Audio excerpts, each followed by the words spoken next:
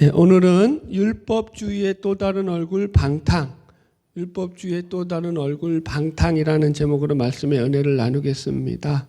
지난주와 말씀이 어떻게 보면 계속 이어지는 말씀이에요. 그래서 오늘 우리는 이제 마태복음 23장을 통해서 예수님께서 바리새인과 서기관들을 향해서 하셨던 이 책망의 말씀들이죠. 화 있을진저 외식하는 서기관과 바리새인들이여라고 하는 이 말씀의 순서를 따라서 이제 다섯 번째 화에 해당하는 내용들을 다루고 있죠. 그래서 지난주에 우리가 탐욕이라는 주제를 다뤘고요. 오늘은 말씀을 방탕이라는 주제로 해서 살펴보려고 합니다.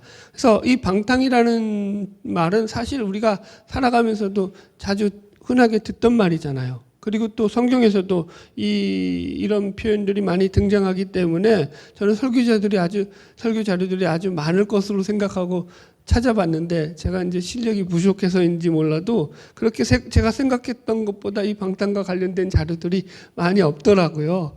그래서 설교를 준비하는데 사실은 꽤 어려움을 겪었는데요. 오늘 우리가 이제 이 방탕이라는 말씀을 가지고 이 은혜를 나눌 텐데요. 본문에 이제 이 율법주의자들이 가졌던 이 방탕함의 문제가 무엇인지를 우리가 말씀을 통해서 살펴보면서 우리 말씀 가운데서 우리 삶에 또 우리 믿음 가운데 유익이 되는 시간이 되기를 주님의 이름으로 소망합니다.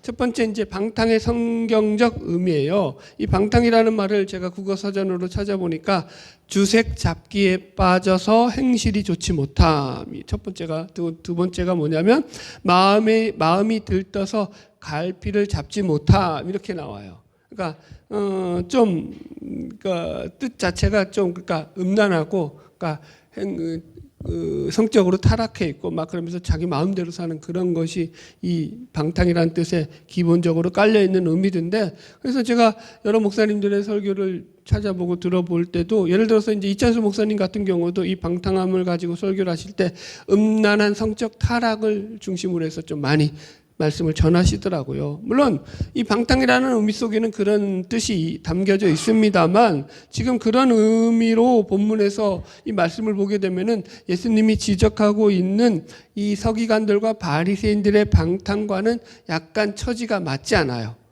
왜냐하면은 겉으로 보면은 이 서기관들과 바리새인들은요 자신들의 일을 매우 열심히 하는 그런 부류에 속한 자들이에요. 겉으로 이들은 율법을 지키면서 철저하게 도덕적으로 살았던 사람들이거든요. 그렇다고 이들이 막 주색잡기에 빠져가지고 막 그죠? 색을 밝히고 여자들을 밝히고 막 그렇게 술집에 드나들고 그렇게 살았던 자들이 아니에요. 오늘날로 말하더라도.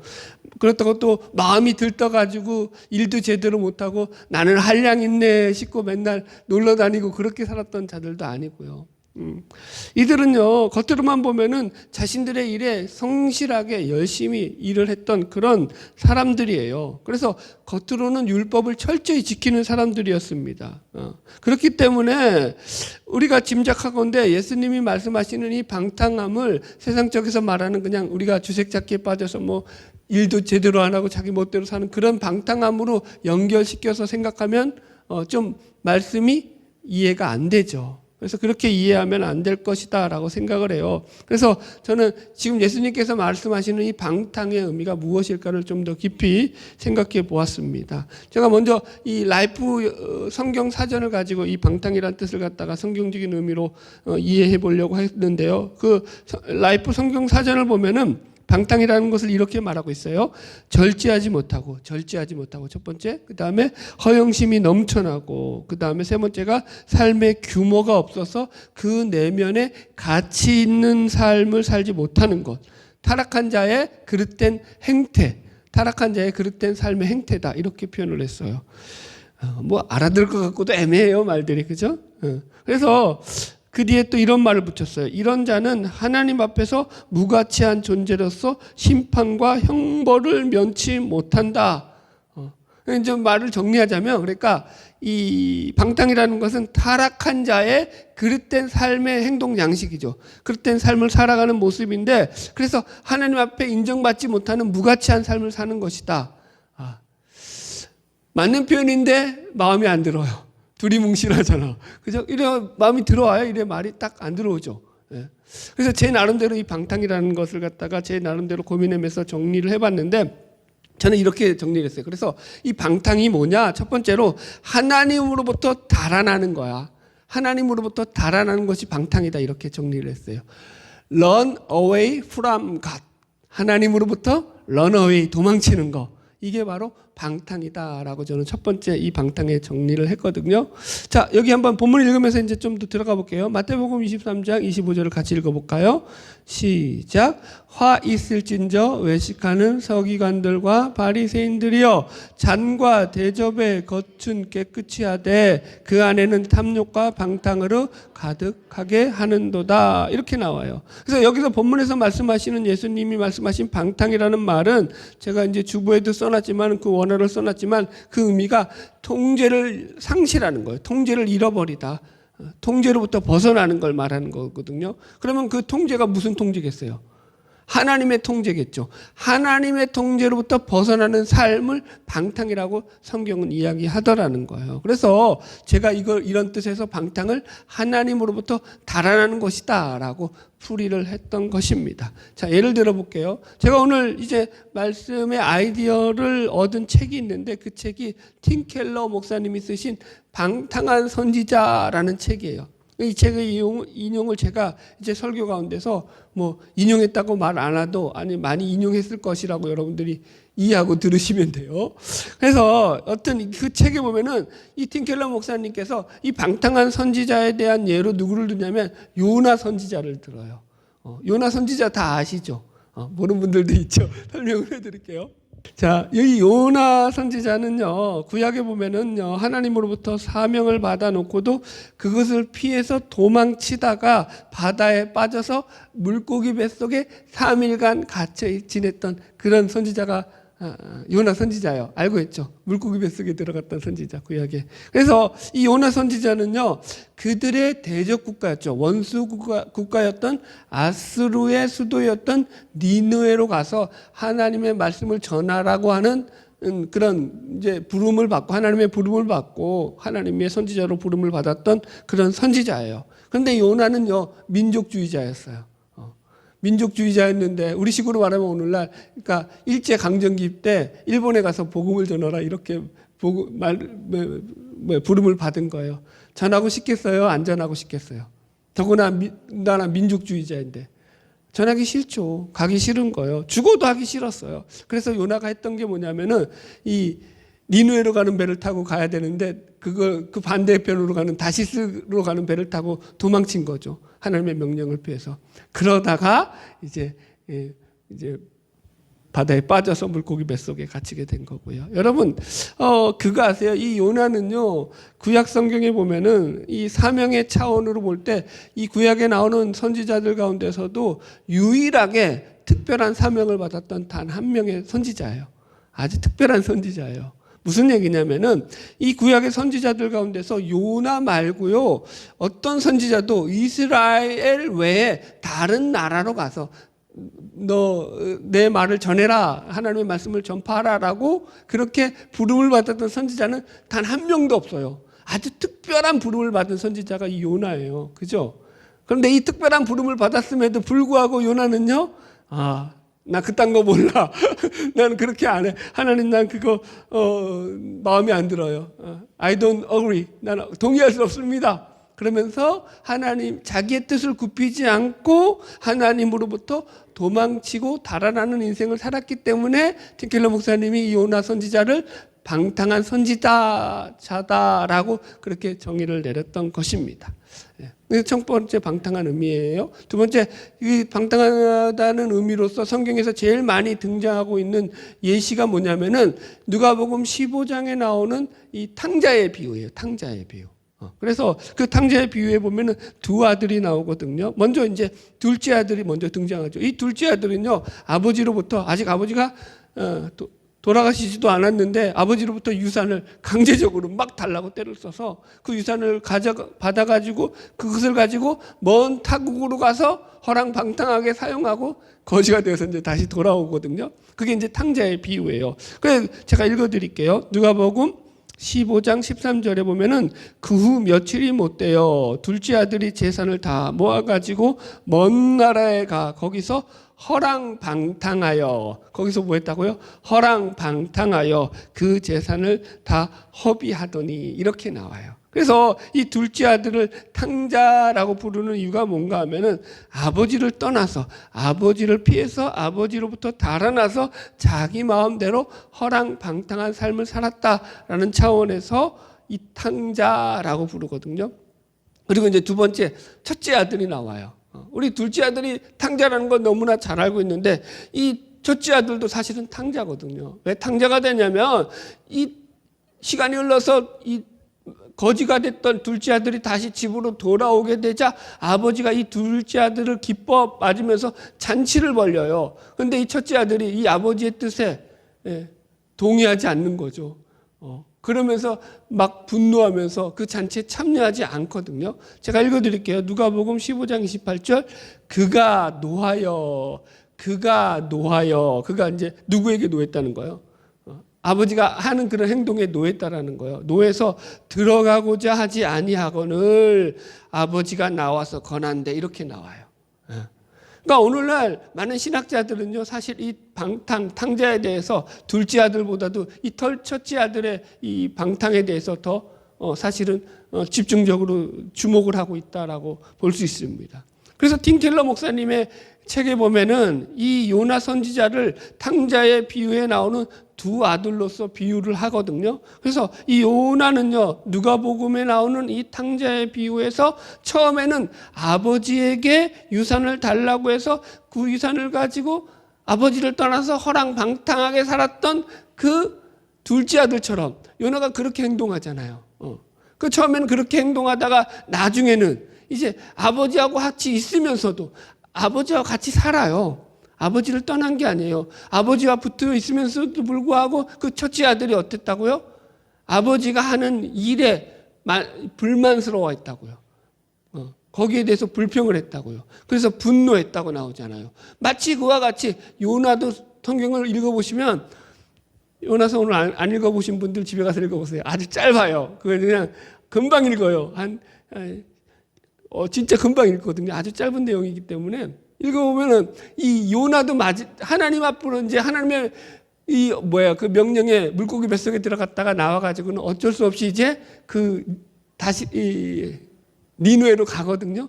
니누에로 가가지고 하나님의 말씀에 순종하는 것 같지만, 그럼에도 불구하고 그 안에서 계속 읽어보시면 어떻게 하냐면 요나가 막 하나님 앞에 막 불평을 터뜨리고 하나님 앞에 막 그냥 화를 내고 막 그런 장면이 나오거든요. 그게 바로 이제 탕자의 모습이라는 거예요. 방탕이라는 것이 뭐냐면 이 누가복음에 나오는 두 아들처럼 자신들의 방식으로 아버지로부터 멀어지는 거예요. 물론 물리적인 거리로도 멀어지지만, 그죠? 영적인 거리에서도 멀어지는 거예요. 같이 사는데 말을 한마디도 안 하는 거예요. 그런 것 같아요. 요나 선지자도 마찬가지잖아요. 자기 방식대로 지금 아버지를 멀리하고 있다라는 거예요. 보세요. 둘째 아들 같은 이런 방탕은요, 우리가 겉으로 표가 나잖아요. 그냥 우리식으로 표현하자면 이제 예배를 안 나와버려, 교회를 안 나와버려. 막 나 삐졌어 하고 막 그런다고 칩시다. 어떤 신자가. 그러면 그 표가 나요, 안 나와요? 표가 나잖아요. 그래서 확실히 저 사람이 뭐가 시험에 들었구나, 이렇게 우리가 알 수 있단 말이에요. 그래서 그 신앙의 심각성과 위험성을 짐작하고 그 문제점에 대해서 우리가 이 대처를 하거나 이야기를 할 수 있거든요. 예를 들어서 신앙생활이 제대로 이루어지지 않는다 그러면은 당신은 어느 면으로 보나 하나님을 떠나 있습니다. 하나님께로 돌아오지 않으면 당신의 삶은 아주 어려움으로 하나님 앞에서 이제 그 큰 위기를 만나게 될 수 있습니다. 하나님께로 돌아오십시오라고 우리는 권면할 수 있어요. 그런데 문제는 첫째 아들 같은 방식이에요. 하나님과 붙어 있으면서 하나님의 말을 안 듣는 거죠. 이게 진짜 위험한 거예요. 보세요. 이 부류가 오늘 본문에서 예수님께서 책망하고 있는 이 바리새인과 서기관들에 해당하는 거예요. 그들은요, 부도덕적으로 살지도 않았어요. 아주 율법적으로 도덕적으로 살았어요. 그렇다고 종교적으로도 방탕하지 않았어요. 종교적으로도 자기들이 행할 수 있는 종교 의식들을 열심히 행하면서 하나님 앞에 달아나는 것이 아니라 하나님과 붙어 사는 것처럼 살았다라는 거예요. 그래서 그들은요, 겉으로만 보면은 열심히 율법을 지키고 하나님 안에서 하나님을 피하는 것이 아니라 점점점 그들의 종교심과 율법을 지키는 행위를 통해서 하나님 앞에 가까이 나가는 것처럼 겉으로는 그렇게 보였다고요. 여러분들이 예배 안 빠지고 나오는 것처럼요. 그게 그런데 가장 큰 문제라는 거예요. 겉으로는 예배를 드리고 있는데 속으로는 하나님으로부터 점점 멀어지는 거 이해가 가십니까? 그래서 여러분, 그들의 성실과 열심, 그들의 도덕적인 삶으로 인해서 그들이 하나님과 얼마나 멀어졌는지가 교묘하게 숨겨져 버리는 거예요. 그들의 행위로 인해서. 이게 사실 진짜 무서운 거거든요. 그래서 성경은 사실 이게 사실은 진짜로 방탕의 끝판왕이다라고 우리에게 알려주고 있는 거예요. 제가 말씀을 준비하다가 재밌는 예화를 찾았거든요. 플래너리 오토너라고 하는 작가가 쓴 소설인데요. 제목이 현명한 피라는 소설이에요. 이 소설을 보면은 그 소설의 주인공인 헤이즐 모츠라는 사람에 대해서 그 소설가가 이렇게 표현을 해요. 읽어드릴게요. 그 사람은 죄를 피하는 게 곧 예수를 피하는 길이라는 확신을 품고 있었다. 구주로서의 예수를 피하려면 모든 도덕법을 지키면 된다. 그러면 당신에게 권리가 생겨난다. 뭔 얘기냐면요, 이 소설의 주인공은요, 어떻게 하든지 예수를 피하고 싶은데 예수를 피하는 가장 확실한 방법이 뭐냐라고 했을 때 죄를 안 짓고 사는 거야 라고 생각을 했다는 거예요. 왜요? 이런 거죠. 보세요. 예수라는 존재가 인간의 죄 때문에 인간의 죄를 대신해서 십자가에 달려 죽었다라고 하니까 자신이 죄를 안 짓게 되면은 자신의 죄를 용서해 줄 십자가도 필요가 없게 되는 거잖아요. 그러니까 이 십자가를 거부하기 위해서 자기는 최선을 다해서 죄를 안 짓는 도덕적인 삶을 살아야 됐다라는 거죠, 여러분들. 그렇게 열심히 살았어요, 그 소설에. 그럼 여러분들, 과연 이 소설의 주인공은 자신이 다짐했던 것처럼 그렇게 올곧게 살 수 있었을까요? 어떻게 생각하세요? 그렇게 살았을 거라고 여러분들 답할 수 있는 인간이 있을까요, 과연? 없죠. 소설 속에서 진짜로 이 사람은 살인을 행하고 자기 눈을 뽑는 그런 비참한 결말을 맞이합니다. 여러분, 성경은 이것이 바로 하나님 없이 인간이 추구하는 방탕한 삶이다라고 말을 하고 있는 거죠. 오늘 말씀을 묵상하면서도 제가 오늘날 하나님을 믿지 않는 많은 사람들이 자신들이 행하는 어떤 선행이라든가 도덕적인 삶을 가지고 하나님으로부터 달아나고 있지 않느냐라는 생각을 제가 잠깐 품게 됐어요. 여러분, 자연인들이라고 하거든요. 우리 이제 신앙적인 용어로, 그러니까 하나님을 믿지 않는 사람들, 그러니까 자기 자연인이라고 해요. 우리는 신자. 그래서 이 불신자라고는 표현하기도 하는데, 하여튼 이 자연인들이요, 종종 이렇게 생각을 하고 이렇게 말을 하는 것 같아요. 이런 말이 있잖아요. 예를 들어서, 야, 내가 양심적으로 바르게 살면 됐지. 신이 뭐가 필요하냐? 내가 행실이 똑바르면 됐지. 굳이 신을 왜 찾고 난리냐? 네가 똑바로 못 사니까, 네가 죄 지으니까 네 죄를 처리해줄 그런 신이 필요한 거 아니냐. 네가 행실 바르고 양심적으로 살면 신이 뭐가 필요하겠어 라는 생각. 이게 바로 사실은 가장 우리 안에 있는 그 방탕한 생각이라는 거죠, 성경은. 여러분, 성경은 그 삶이 열심을 내던 혹은 게으르고 나태한 삶을 살건 혹은 도덕적이건 아니면 비도덕적이건 반대로 또 종교적이건 혹은 비종교적이건 간에 좀 더 들어가 볼까요? 오늘 여러분들이 이렇게 예배당에 와서 하나님 앞에 예배를 드리건 그러지 않던 간에 그 중심 가운데서 그 마음속에서 하나님으로부터 멀어져 있고 하나님으로부터 런어웨이 달아나 있다면 그것은 바로 방탕한 삶이다라고 성경이 지금 이야기한다는 것을 기억하시기 바랍니다. 두 번째, 이 방탕은 허비하는 삶이요 낭비하는 삶이에요.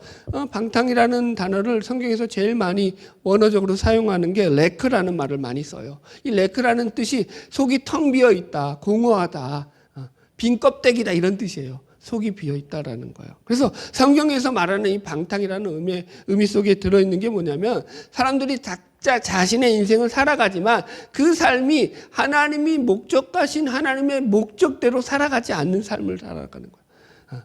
목적이라는 것을 중심으로 생각해 보셔야 돼요. 그러니까 목적에서 벗어나 있는 거예요. 하나님이 우리에게 살아가시는 삶의 목적, 우리에게 바라시는 삶의 목적대로 우리가 살아가지 않는 거예요.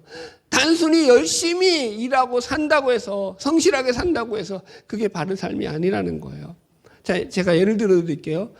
이거 제 경험이거든요. 제가 대학교 때 이제 학교에서 이제 우리 지금도 대학생들 다 시험 끝나고 이제 기말고사 기간이잖아요. 이제 기말고사 마지막 시험을 보는데, 대학생들은요, 벼락치기로 공부를 해요. 우리나라 대학생들은요. 열심히 공부 안 해요. 이러면 안 되는데. 여튼, 그랬어요. 그래서 이제 며칠간 벼락치기로 공부를 열심히 해가지고 이 기말고사를 딱 시험 보러 들어갔는데, 글쎄, 내가 공부한 시험의 그 범위가 교수님이 내신 시험의 범위와 다른 거예요. 전혀 엉뚱한 부분을 공부하고 간 거야. 문제가 이제 딱 나오잖아요. 그 문제가 A라는 문제가 나왔는데 저는 B라는 부분을 갖다가 공부를 잔뜩 하고 들어갔어요. 어떻게 했을까요? 네. 문제는 A야. A를 물었는데 답을 A를 써야 돼. A에 대한 답을 써야 되는데 B에 대한 답을 앞뒤 빽빽하게 큰 용지 앞뒤 빽빽하게 가득 써가지고는 이제 내는 거죠. 나는 공부했다 그래도 그 티 내는 거잖아요. 자, 여러분들 학점이 잘 나왔을까요? 안 나왔을까요? 말 안 해도 뻔하죠. 엉뚱한 답 썼는데 맹인이 아닌 이상 그거 뻔하죠. 이게 뭐야? 이름 무슨 정신으로 이렇게 한 거야? 안 나왔죠, 당연히. 그죠? 하나 더 예를 들게요, 여러분들. 자, 우리가 깜빡해가지고 이제 밖에 나가다가 외출할 때에 가스를 그죠? 안 잠근다든지, 혹은 왜 웃어요? 찔리나 봐요, 누가? 그죠? 불을 켜놓는다든지 그런 경우가 있잖아요. 근데 그런 건 좀 나아요. 그런데 수돗물을 틀어놓고 나왔다고 칩시다. 야, 수돗물이 콸콸콸콸 외출했다 들어오는 동안에 들어왔는데 계속 수도꼭지에서 수돗물이 콸콸콸콸 쏟아지고 있었어요. 자, 그럼 그 물은 어떤 물이에요? 진짜 물의 목적대로 잘 사용된 거예요? 물은 콸콸콸 났으니까? 아니에요. 그걸 낭비했다고 말한다고. 그걸 허비했다고 말한다고요, 여러분들. 지금 이와 같이 목적에서 벗어나서 의미 없이 사용되어지는 것을 방탕이라고 성경은 말해요. 그러므로 우리가 여러분 도덕적으로 열심히 사는 거 물론 필요하죠. 그러나 우리가 아무리 우리 인생에서 성실하게 열심히 산다고 할지라도 그것이 하나님의 목적대로 가치 있는 삶을 살아내지 못한다면 그 삶은 성경에서 방탕한 삶이다라고 지적을 하더라는 거예요. 그래서 이 방탕함이라는 것은요, 탐욕과 마찬가지로 하나님을 떠나 있는 자들 가운데 나타나는 대표적인 불신앙의 현상이다라는 거예요. 성경에서 이 방탕함을 예를 들 때 아까 탕자의 비유로 제가 예를 들었잖아요. 이 탕자가 아버지 품을 떠나서 자기 마음대로 살았던 걸 갖다가 어떻게 했다고요? 허랑방탕하여 재산을 탕진하였다 이렇게 나왔다고요. 그죠? 허랑방탕한다는 게 뭐냐면 그 사람이 물론 재물도 다 낭비했지만 재물만이 아니죠. 그죠? 그렇게 아버지를 떠나서 살았던 모든 것들이 다 낭비된 거예요. 허비된 거예요. 그 시간도 그렇고요. 그 생각도 그렇고요. 그가 하는 모든 행동도 그렇고요. 물질도 그렇고요. 다 낭비된 거거든요. 그래서 그걸 방탕이라고 해요. 성경은요, 그 외에도 이 방탕하다는 거에 대해서 원어적으로 보면은 아주 한 몇 가지가 더 나와요. 예를 들어서 무절제한 거라든가, 성적으로 음란한 거라든가, 이런 것들도 다 방탕함과 연결해가지고 풀이하고 있어요. 그래서 정리하자면, 결국 방탕이라는 것은 하나님의 통제로부터 벗어나서 하나님으로부터 도망치는 거예요. 하나님으로부터 달아나는 거예요. 그렇게 하나님으로부터 도망치고 달아남으로 말미암아서 그 달아난 상태 속에서 우리의 삶의 현상으로 나타나는 그런 일들을 방탕한 것이다 라고 얘기를 한다라는 거예요. 탕자가 아버지 없이 그 세상에서 어떤 삶을 살았을지라도 아무리 그가 이 성경에 나오듯이 그렇게 재물을 잃지 않았어요. 오히려 가가지고 사업에 성공을 했어요. 아버지 없이 자기 나가서 사업에 성공을 했다고 칩시다. 그래도 그걸 방탕하다고 얘기한다고요. 왜요? 아버지를 떠나서, 아버지를 도망쳐서 자기 마음대로 살려고 하는 삶이기 때문에 그 삶은 곧 허비하는 삶이고 낭비하는 삶이며 타락한 삶이다라고 이야기를 하더라는 거죠. 자, 그게 좀 더 이제 말씀의 주제로서 율법주의와 방탕의 관계에 대해서 조금 설명을 드릴게요. 율법주의라는 것은요, 율법의 행위를 통해서 자기 의를 추구하는 것이다 라고 말씀을 드렸어요. 그래서 율법을 통해서 자기 공로, 자기 의, 자기 행위를 쌓아가는 것이 율법주의거든요. 그래서 율법주의에서는 자기의 우월성을 드러내는 매개체가 되는 게 바로 율법이라고 했죠. 그럼 탐욕에서는요? 탐욕에서는 자신의 우월성, 자기 의를 드러내고 자기의 선을 드러내려고 하는 게 뭐라고 했어요? 물질, 재물을 가지고 자기 우월성을 드러낸다고 했죠. 그럼 방탕에서는요? 방탕에서는 자기의 자기 우월성을 드러내는 매개체가 되는 게 뭘까요? 바로 시간이에요, 시간. 시간을 가지고 이 자기 우월성을 이 방탕이라는 것은 내세웁니다. 그래서 이런 거예요. 방탕은 시간을 매개체로 해서 그 시간을 자기 욕망대로 자기 방식대로 사용함으로 말미암아서 자기를 방탕함에 방임하게 되는 거거든요. 제가 이제 좀 설명드릴게요. 우리들이 착각하는 게 있어요. 시간은 언제나 내 편이야. 부자도 하루가 24시간이고 가난한 자도 시간이 하루가 24시간이기 때문에 시간은 누구에게 공평해 라고 생각한다고요. 그러나 여러분 그렇지 않아요. 시간은 우리에게 사실 호의적이지 않습니다. 다 누구에게나 똑같이 시간이 주어졌으니까 이 주어진 시간 내 거야. 이 나에게 주어진 이 시간은 내 거니까 내 마음대로 사용할 거야 라고 생각하는 것이 바로 방탕이라고요. 물질을 내 거니까 내 마음대로 쓰는 거야. 가 탐욕이듯이 말입니다. 방탕은 시간을 내 마음대로 사용하는 거예요. 여러분 우리가 이 땅에 살면서 한평생 하나님을 위해서 일할 수 있는 시간이 엄청 많을 것 같죠. 너무 좀 자극적인 한번 물음을 던져볼까요? 하나님을 위해서 여러분들 뭘 하셨어요? 또 그죠? 벌써 찔리죠? 여러분 그건 저한테도 더 찔려요. 목사님 저한테 이제 제가 제 스스로 묻는 거죠. 너는 하나님을 위해서 뭐 했냐? 할 말이 없어요 사실. 여러분 우리는요 시간을 하나님을 위해서 내가 되게 많이 사용하고 헌신하고 막 쓸 것 같잖아요. 그러나 실제로 그렇지 않아요. 실제로 그런 삶을 사는 사람들이 그렇게 많지 않습니다. 우리에게 복음을 전할 시간이 아주 많을 것 같잖아요. 기회가 아주 많을 것 같잖아요. 그렇지 않아요. 어제 내 옆에서 같이 누워서 같이 자던 그죠? 가족이 그 다음날 어떻게 될지 우리는 장담할 수 있는 사람이 아무도 없는 거예요. 여러분 보세요. 하나님을 믿으면 여러분들이 이런 거예요. 이렇게 설명할까요? 그러니까 내가 하나님을 믿어서 이제는 내 평생을 하나님 앞에 헌신하며 하나님 앞에 나의 모든 삶을 드리겠습니다 라고 그렇게 생각하면서 헌신과 희생을 다짐하며 하나님에 대한 충성을 다짐하며 살려고 하잖아요. 그럼 여러분 그렇게 생각하는 마음을 품기까지는요 꽤 오랜 시간이 걸려서 하나님께로 점점점 다가가는 훈련의 시간들이 필요한 거예요. 내가 하나님께로 마음이 돌아서는 것만 하더라도 쟤는 그냥 제 생각이에요. 이거는 정확한 통계는 없어요. 여러분들이 주일날 이렇게 예배에 와서 말씀을 잘 들으셔야 돼요. 말씀을 잘 듣는다는 전제하에서 말씀을 잘 안 들으면 안 돼요. 이것도 아주 말씀을 잘 듣는다는 전제하에서 최소한 2년이나 3년 이상은 꾸준하게 말씀을 들으면 아하 그나마 복음이 뭐구나라는 그 복음에 대한 기본적인 이제 이해가 생겨져요. 그리고 나서 한 최소한 그 뒤로 또 5, 6년은 이것도 열심히 들어야 돼요. 잘 안 들으면 이건 다 꽝인 거야. 열심히 들을 때, 그 마음속에서 이제 내가 하나님을 향해서 나의 삶의 발걸음을 한 걸음 한 걸음 옮겨가면서 하나님을 위하여 헌신하는 그 길로 들어서게 돼요. 여러분. 여러분, 그러니까 교회 나와서 말씀을 잘 배우셔야 돼요. 사실 이게 중요한 거예요. 방탕한 것은 다른 게 아니에요. 하나님이 나에게 허락하신 시간을 하나님의 목적대로 사용하는 것이 아니라 내 목적대로 쓰는 거예요. 내가 쓰고 싶은 대로 쓰는 거예요. 그렇다고 여러분 오해하지 마실 것이 뭐냐면, 그래서 내가 이 시간을 분으로 쪼개가지고 막 열심히 살아서 내가 이 세상에서 대단한 업적을 남기고 무슨 영웅이 되어야 된다, 뭐 이런 얘기를 하는 게 아니에요.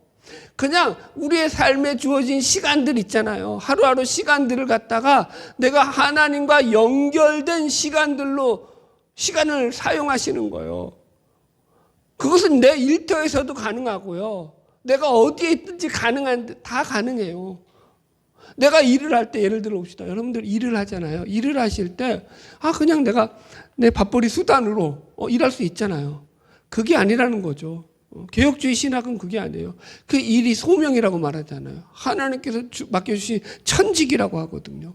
그 일을 하면서도 나는 하나님 앞에 이 일을 위해서 부름받은 사람이라는 생각을 가지고 목사가 말씀을 전하기 위해서 서재에서 열심히 설교를 준비하는 것과 같은 마음을 가지고, 여러분들은 목사의 마음을 품으셔야 돼요. 그래서 여러분들이 일대에서 일할 때,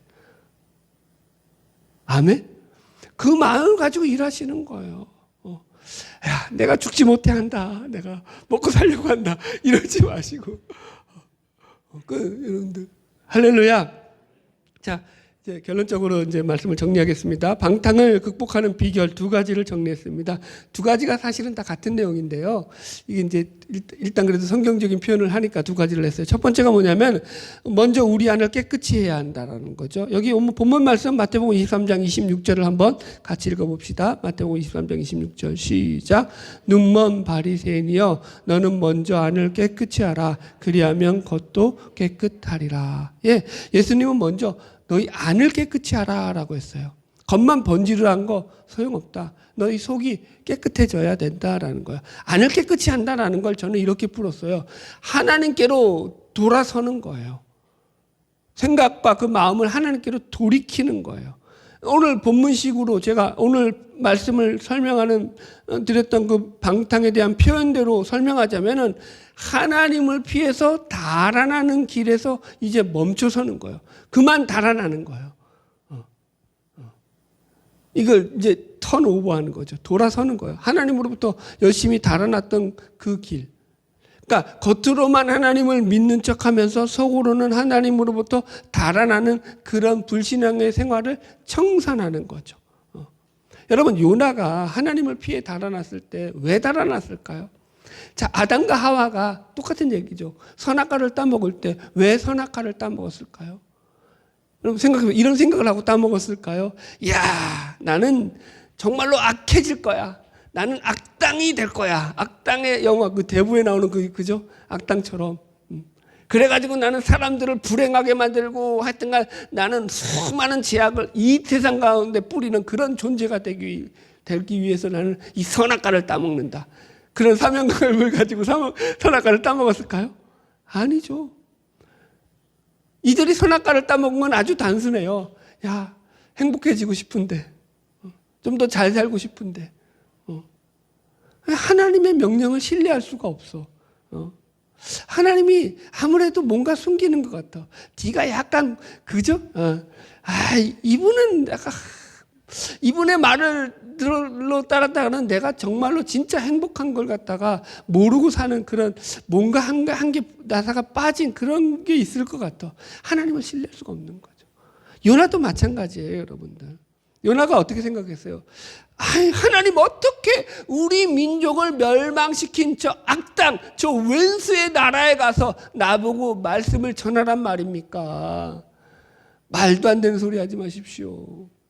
나는 그렇게 못합니다. 죽으면 죽었지. 그래서 죽으려고 한 거예요. 여러분 왜 바다로 뛰어들었겠어요? 요나가. 그냥 내가 죽고 말자 이거예요, 사실은. 그거 아니겠어요? 나는 죽으면 죽었지 니네를 못 가. 이런 거거든요. 여러분, 그러니까 무슨 얘기냐면은 이 죄라는 것은요, 자기가 생각한 지혜와 정의에 따라서 하나님의 명령에 불순종하여서 하나님을 피해 있는 힘껏 달아나는 게 죄라고요. 그걸 지금 방탕으로 설명을 하는 거고요. 우리의 인생도 비슷합니다. 여러분, 우리가 하나님을 신뢰하지 못하는 궁극적인 이유는 뭐냐면은 하나님의 지혜보다 내 지혜를 더 신뢰하기 때문인 거예요. 내 지혜를 더 믿는 거죠.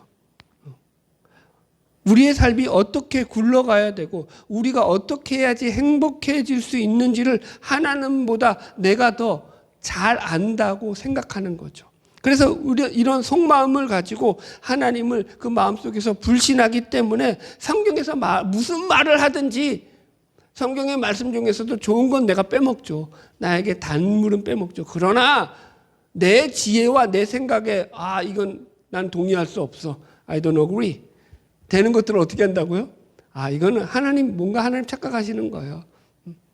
겉으로는 그렇게 말하면 불신하니까 말 안 하죠. 겉으로는 잘 믿는 척하죠. 그러나 속으로는 자기 지혜대로 자기가 바라는 대로 자기의 삶을 살아가는 거죠. 성경은 이것이 우리를 유혹했던 가장 근본적인 원죄였다라고 말씀하고 있습니다.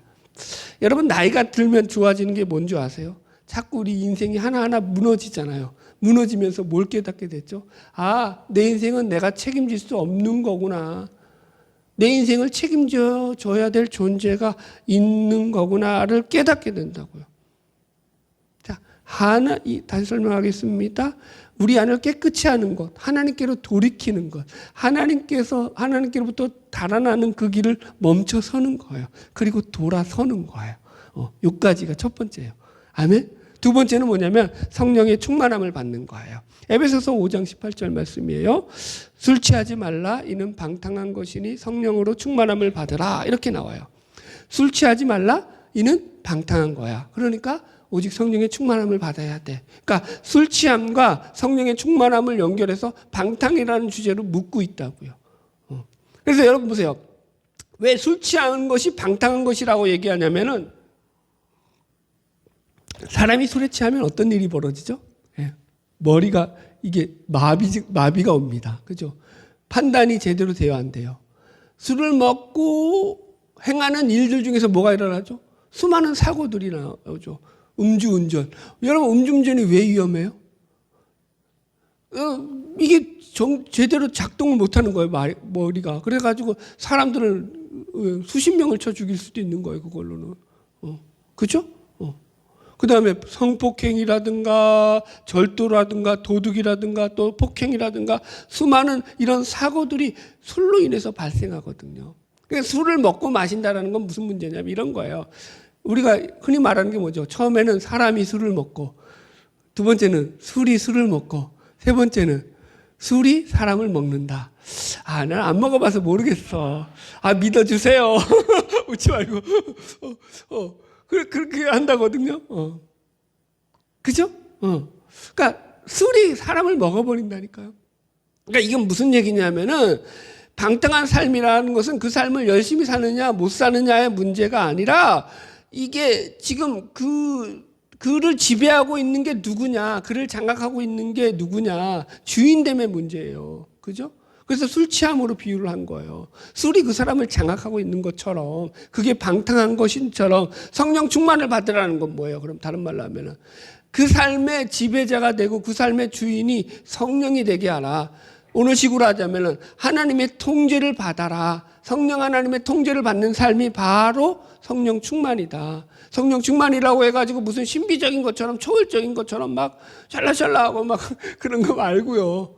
우리 안에서 성령의 통제를 받고 사는 거예요. 성령의 인도하심, 성령의 이끌림을 따라서 성령의 인도하심에 우리가 따라 살아가는 것.